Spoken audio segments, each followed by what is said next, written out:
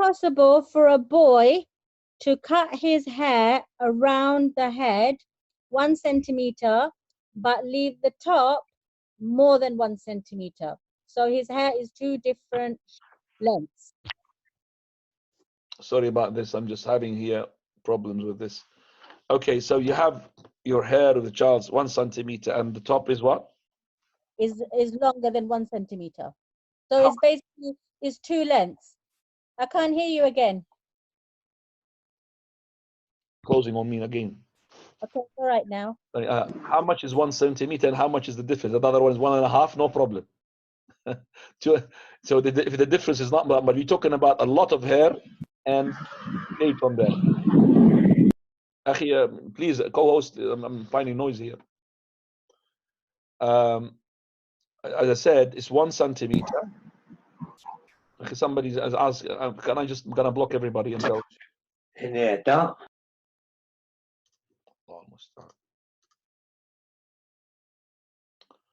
Right, sister, I'm just blocked everybody because there's noise here. I don't know who's making these noises. And saying to the brothers, please be careful. You have to open your microphones.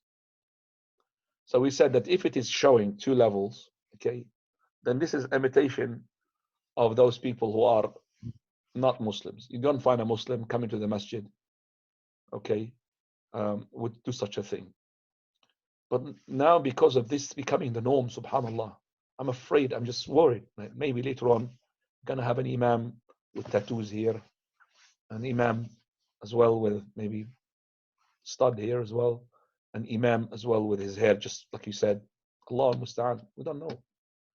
I'm just worried. I'm really worried. I have seen an imam, doesn't look an imam at all.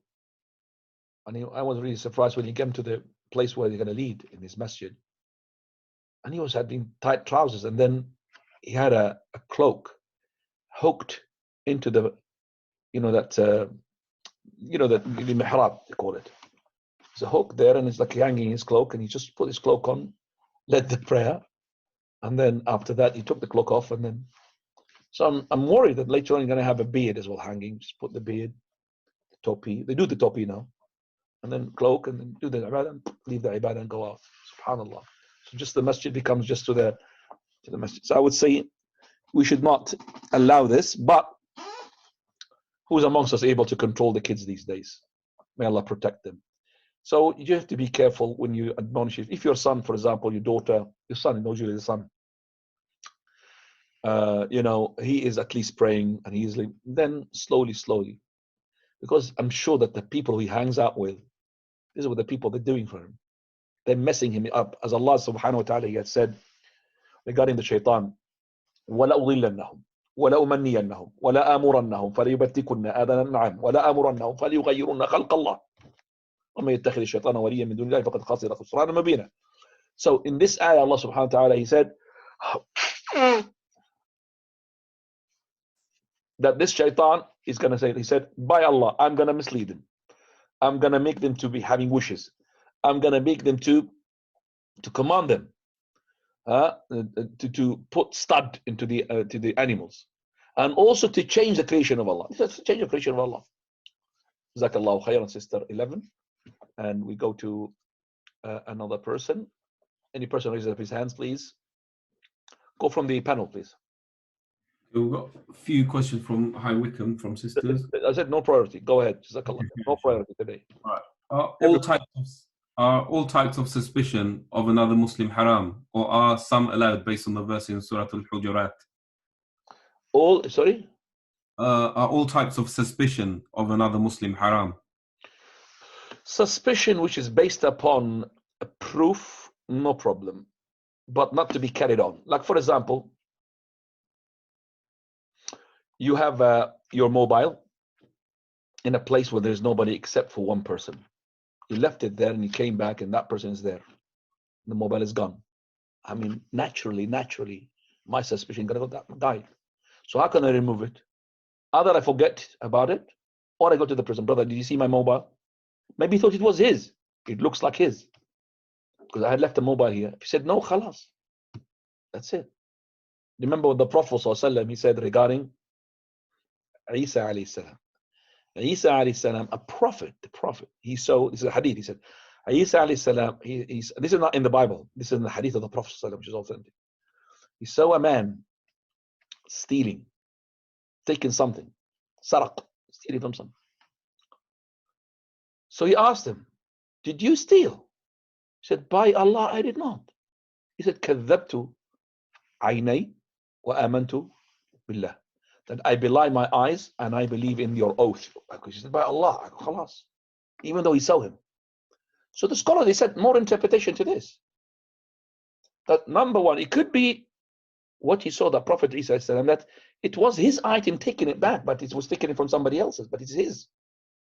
He's returning it back. It's not stealing. So he said, by Allah.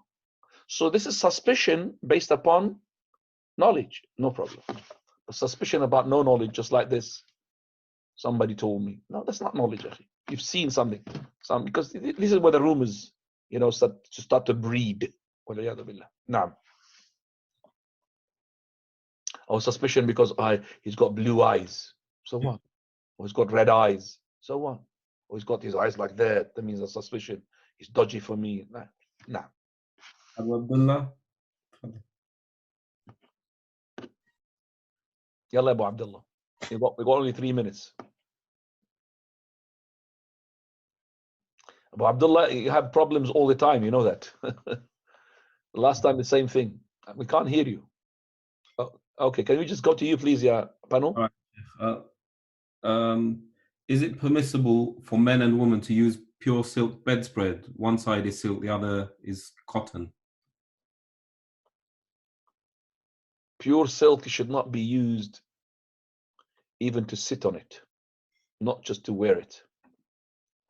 What is the proof for this? The word lubisa, for very hadith Anas radiallahu anhu, when the Prophet came to pray in his house, Sulaim, he prayed on a mat which is swadda min kathrati ma lubis. It's become dark because it's been prayed upon, it's been used. And that's from that we use the word lubis, that is to sit as well. So it's not just to dress up with, it's not allowed, it's also not to sit on it. So if you bought it, we don't really tell you to go to tear it or to use it as a cloth. No, use it. But if you haven't bought it, don't buy it. Keep away from the silk. Now, in a udhiyah for Eid al-Adha, can 10 shares be made from a camel or cow, or is it a maximum of 7? Right. There is udhiyah, and there is, we call it the hadi. Don't mix up with them. The hadi for the person when he goes to Hajj. And if he could make a hadi with Umrah, but the Hajj I'm talking about, if he did Qiran or Tamattu', he has to slaughter an animal. I'm not going to go to now explaining what is Qiran or Tamattu'. It's a different class, but I'm just saying this is hadi. In the hadi, when you asked me about the camel, yes? Cow or camel, it says on Camel. In the hadi, cow and camel is in the hadi is equivalent to 7. So one cow is equivalent to 7 individuals. 7 people who are making a Quran. 7 who are making, okay, it's equivalent to 7 will be sufficing them. You could share it with 5, no problem, 3. But 7 will suffice 7 people. 7 muhrimeen, city of Ihram, to make the hadi. So 7 haji, I should say, okay? Whether it's the camel or the cow. Whereas in the udhiyah, the camel and the cow differs now. It's talking about families, not individuals. So when we say the sheep is for one family, not individual, the family could be 10 people, 20 people. Alhamdulillah. So let's say this person is married to 4 women. He's one family. And he's got 40 kids. Although that man got 87 kids, 89 kids. It's one family. One sheep is enough. And I could share 7 families and 10 in the camel. The camel here, I could share 10 families, not only 7. So the sharing of the camel in the udhiyah is for families, and it's 10. And shearing of the camel in the Hajj is 7 individuals. Same thing with the cow is only 7, but the cow does not go to 10. No. No. If someone's just giving a bit of advice, you know, may Allah cure you. They basically saying is, you look unwell, Sheikh. Can you drink for the next 3 to 4 days with ginger or lemon in it, plus black seed? It should help you with any phlegm in the pipe. No, actually, it's because it's Al-Khamis. We're fasting today, and that is why I can't take my hay fever tablet. I didn't take it. That's why I'm suffering. And even my daughter, she gave it to me now. I almost took it. I was, oh, no, subhanAllah. I've got it here. This is the hay fever. Don't worry, I'm having no COVID-19. It's not going to transfer to you. Abu Muhammad, do you want to try again? What's the different person? Sorry. Abu Muhammad, fadal. Salam. You've locked him, ya Akhwana. Abu Muhammad. Fadal, Abu Muhammad. Salam alaikum. Salam alaikum. Sheikh, I got a question regarding when someone washes the deceased. We know that it's recommended to make the ghusl. Is there a certain time when you're supposed to make the ghusl? And does it have an end cut-off period? Yani, if you made the ghusl, the faster you are, the better it is. As in the period, no, just before you do the prayer. But the ghusl is like, even if you want to carry him, okay, and you finished, you do the ghusl. So you carry him, make the wudu, but I'm just saying, if you make the ghusl as quickly as possible. This ghusl is not for the prayer, Ikhwani. This ghusl because you wash the deceased and is linked to it. It's not, your wudu will not be invalidated if you wash the deceased. You know, you understand that, ya Abu Muhammad? Yes. So the quicker you do it, the better it is.